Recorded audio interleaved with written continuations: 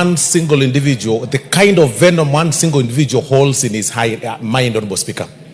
In 2007, that is being referred to by the Honorable Gachagua, Honorable Speaker, I was a university student, I was in the university, Honorable Speaker. But at the time that the skirmishes were happening, Honorable Speaker, I was in Molo as a rider, as a border rider, Honorable Speaker. And I remember, Honorable Speaker, being accosted by about 5 people, Honorable Speaker, who wanted me to speak in a certain language, Honorable Speaker, that I didn't understand. They took away my motorbike and I had to run, Honorable Speaker, for my life. I found myself, Honorable Speaker, in a petrol tanker that I didn't know then where it was going, only to find myself, Honorable Speaker, in Lunga Road, industrial area, Honorable Speaker. How can a person describe that, Honorable Speaker, as a Christmas party, Honorable Speaker?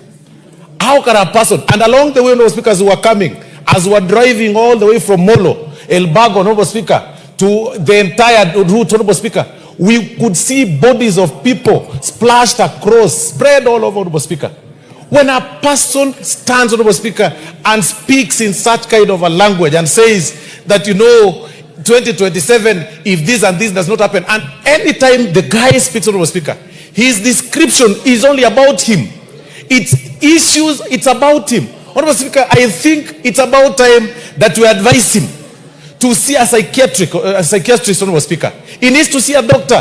He needs to do his mental check, Honorable Speaker. And I think doctors here should refer some very serious psychiatrists, Honorable Speaker, to see to him, Honorable Speaker. Because it's quite unfortunate that anything you speak is about your area. Anything you speak is about your village. Honorable Speaker, that is a disease I refer to villagitis. That when you wake up, the only place you have is one village. When you speak about one area. When you wake up, you speak, even the meetings hall is from one village, Honorable Speaker. How selfish can an individual be? That any person that does not subscribe to your line of thought is an enemy. Your particular line of thought, be it artists who are working hard for themselves, be it politicians who are, engaged in political associations across, those are your enemies. How selfish can one individual be? From your family, from your home, you are selfish. Where you take over everything that belongs to the late brother's family, Honorable Speaker, because taking advantage of the position that you had. Now, in the political scene, you are extremely selfish.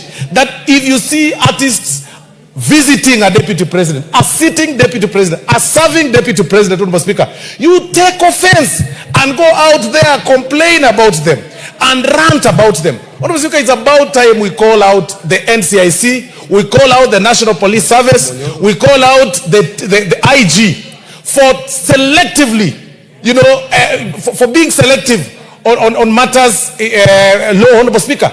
Because it's about time Wamunyoro be arrested. The Honorable Gachagua should be behind bars for the statements that he made. If those statements, Honorable Speaker, were made in the previous regime, perhaps somebody would be running up and down, Honorable Speaker, with a battalion of lawyers. I think we are too tolerant. I believe even the independent bodies in the Constitution are becoming too tolerant, and they are going to affect this country. I mean, that you are being summoned by a body, a constitutional body, then you refer them through a lawyer, then and tell them, I can't attend, you are this and this. And then when you get arrested, you say it's political persecution. Rigathi Gachagua should be a state guest, Honorable Speaker, latest this weekend. That is a state guest. He should be charged. He should be charged for incitement. He should be charged for, under the NCIC laws, Honorable Speaker. He should be charged, Honorable Speaker, he shouldn't be allowed to run up and down, Honorable Speaker, talking venom and spitting venom and calling everybody all kind of names, Honorable Speaker. These dramas, Honorable Speaker, must come to an end, especially now that you're heading to the election, Honorable Speaker. I beg to support Honorable Judette. Thank you very much.